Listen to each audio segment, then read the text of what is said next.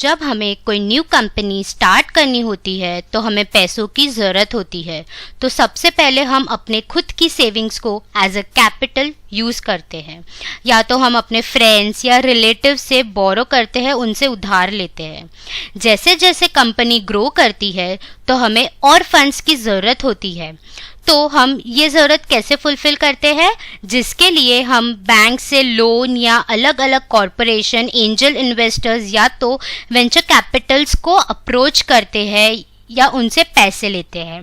But इसके बाद भी जब हमारे फंड्स एग्जॉस्ट हो जाते हैं, यानी कि ख़त्म हो जाते हैं और हमें और पैसों की ज़रूरत होती है बिज़नेस को बढ़ाने के लिए, एक्सपैंड करने के लिए, तो उस केस में हम जनरल पब्लिक से कैपिटल रेस करते हैं, जिसे हम कहते हैं IPO।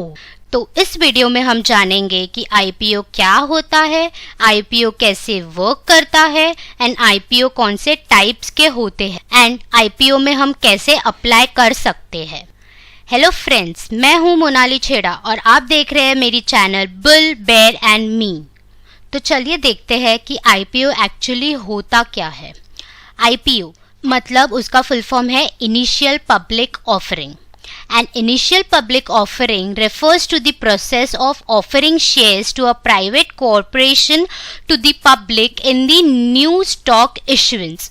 मतलब अगर हम ये सिंपल वर्ड्स में देखें तो जब एक प्राइवेटली हेल्ड कंपनी अपने शेयर्स पहली बार पब्लिक को ऑफर करती है तो हम उसे इनिशियल पब्लिक ऑफरिंग कहते हैं। ये कंपनीज के लिए स्टॉक मार्केट में एंटर करने का एक रास्ता होता है। जब तक कोई कंपनी IPO ऑफर नहीं करती तब तक पब्लिक उस कंपनी के शेयर्स नहीं खरीद सकते। एक कंपनी में IPO से पहले उसके शेयर होल्डर्स में लिमिटेड लोग ही होते हैं, जैसे कि फाउंडर्स, को फाउंडर्स, रिलेटिव्स, फ्रेंड्स, इन्वेस्टर्स में भी एंजल इन्वेस्टर्स या फिर वेंचर कैपिटलिस्ट।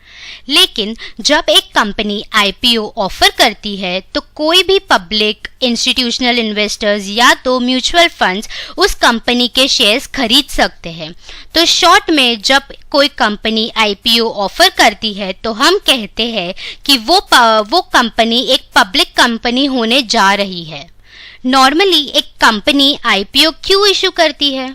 उससे पहले अगर हम जैसे लोगों को IPO में अप्लाई करना होता है तो हमें किस चीज़ों की ज़रूरत होती है? Demat and a trading account की। तो नीचे डिस्क्रिप्शन बॉक्स में एक इंडियाज बेस्ट ब्रोकर की लिंक दी गई है, जिसके साथ आप आपका demat and a trading account open करवा सकते हैं। तो लिंक पे जल्द से क्लिक कीजिए एंड अपने अकाउंट्स ओपन करवा लीजिए इंडियाज बेस्ट ब्रोकर के पास से।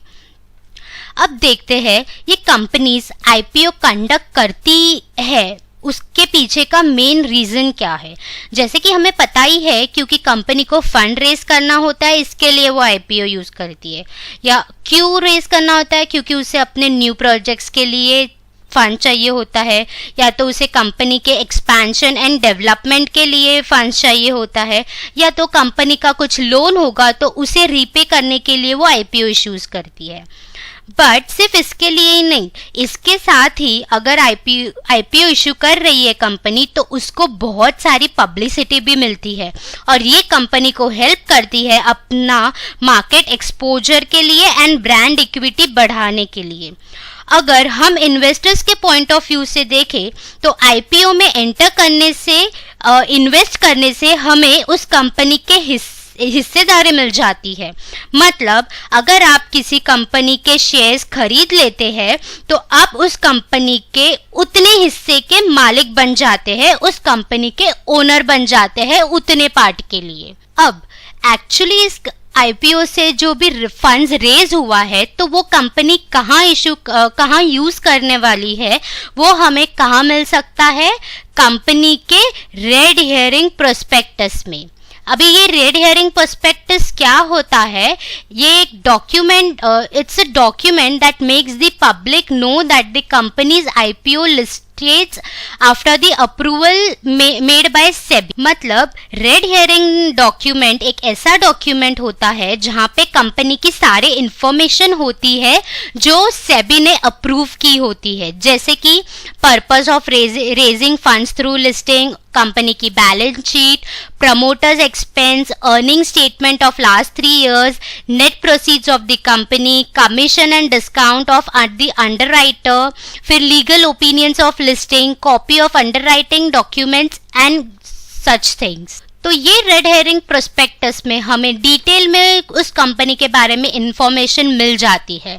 तो ये देखने के बाद हम डिसाइड कर सकते हैं कि वेदर हमें उस आईपीओ में इन्वेस्ट करना है कि नहीं करना है। अब देखते हैं आईपीओ इशू कैसे होता है। आईपीओ मेनली 2 टाइप्स के होते हैं, राइट? जैसे कि fixed price issue and book building issue. Fixed price issue. In the fixed price IPO process, the company along with the underwriters evaluate the company's assets and liabilities and every financial aspects. In short, अगर मैं आपको simple words में बताने जाऊँ तो एक company जिसको IPO issue करना है वो मर्चेंट बैंकर्स या इन्वेस्टर बैंकर भी जिसे हम कहते हैं उसके साथ मिलके अपनी कंपनी का वैल्यूएशन निकालती है, कितनी वैल्यू की है वो निकालती है एंड उसके बेसिस पे एक प्राइस फिक्स कर देती है जिस पे वो आईपीओ लाने वाली है, आईपीओ इशू करने वाली है और उसी प्राइस पे वो आईपीओ इशू करती है। जैसे कि अगर बाय चांस कंपनी ने फिक्स किया हुआ है कि मेरे ये शेयर्स का प्राइस 100 रुपीज होगा, तो एवरी इन्वेस्टर्स को, एवरी पब्लिक को जिनको वो खरीदना है उनको वो उसी 100 रुपीज में ही खरीदना होगा एंड इसे ही हम कहते हैं fixed price issue. Second is book building issue. Book building issue में the price is discovered during the process of the IPO. मतलब जब कंपनी मर्चेंट बैंकर्स के साथ मिलकर अपनी वैल्यूएशन के बेसिस पे एक प्राइस बैंड डिसाइड करती है जिस पर इन्वेस्टर्स को बिड करना होता है एंड फिर उस बेसिस पे उन्हें अलॉटमेंट मिलता है।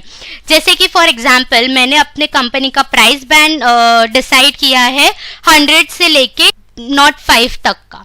मतलब जो भी पब्लिक को या इन्वेस्टर्स को उस पे इन्वेस्ट करना है वो 100 से 105 के बीच में कोई भी प्राइस पे बिड लगा सकते हैं और उस बेसिस पे फिर वो अलॉटमेंट मिलता है या नहीं मिलता वो आगे की बात है, बट उस बेसिस पे वो कंपनी का अलॉटमेंट डिसाइड होता है एंड मोस्टली ये प्राइस बैंड 20% तक का हो सकता है।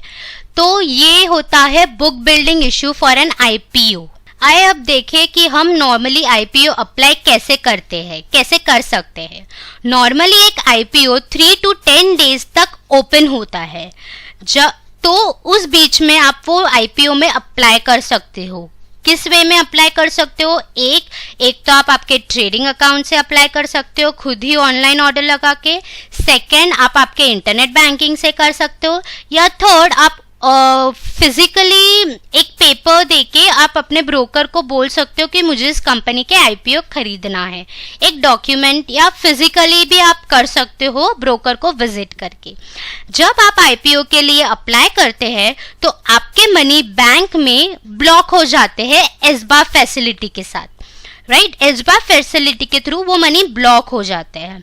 जब आईपीओ का अलॉटमेंट प्रोसेस होता है एंड इफ मान लो अगर आपको वो आईपीओ लग गया है तो वो जो अमाउंट बैंक में आपका ब्लॉक पड़ा था वो बैंक से डेबिट हो जाता है एंड आईपीओ कंपनी को मिल जाता है एंड उसके बदले आपको उस कंपनी के शेयर्स आपके डीमैट अकाउंट में क्रेडिट आ जाते हैं। एंड मान लो बाय चांस आपको वो शेयर्स नहीं मिले हैं, वो आईपीओ का अलॉटमेंट आपको नहीं मिला है, तो आपका वो जो मनी बैंक में ब्लॉक था वो तुरंत ही रिलीज हो जाता है। एंड हमेशा एक चीज याद रखना कि आईपीओ जब भी आप खरीदेंगे उस टाइम पे उस कंपनी ने जो भी लॉट साइज डिसाइड किया है उसी लॉट साइज में या तो उसके मल्टीपल्स में आपको वो आईपीओ खरीदना होता है। आप आपके नंबर ऑफ शेयर्स, मतलब अगर आपको 1 चाहिए, 2 चाहिए या 3 चाहिए, उस वे में आप आईपीओ में शेयर्स नहीं खरीद सकते। जो कंपनी ने ऑलरेडी लॉट साइज डिसाइड किया है उसी लॉट साइज के बेसिस पे या तो उसके मल्टीपल्स में आप आईपीओ में इन्वेस्ट कर सकते हो, आईपीओ के शेयर्स खरीद सकते हो। मार्केट में जो हम प्राइमरी मार्केट कहते हैं, जिसे हम न्यू इश्यू मार्केट भी कहते हैं, उसका ये बेस्ट एग्जाम्पल ही है आईपीओ, इनिशियल पब्लिक ऑफरिंग। अगर आप भी आईपीओ में अप्लाई करना चाहते हैं तो जल्द ही इंडियाज बेस्ट ब्रोकर के पास अपना demat and trading account open करवा लीजिए। डिस्क्रिप्शन बॉक्स में दी गई लिंक पे क्लिक कीजिए एंड अपनी डिटेल्स सेंड कर दीजिए। अगर आपको मेरा ये वीडियो पसंद आया हो तो लाइक ज़रूर कीजिएगा, चैनल को सब्सक्राइब करना ना भूलें एंड नोटिफिकेशन के बेल आइकॉन को ज़रूर प्रेस कर दीजिए ताकि आप मेरा एक भी वीडियो मिस ना करें। Thank you.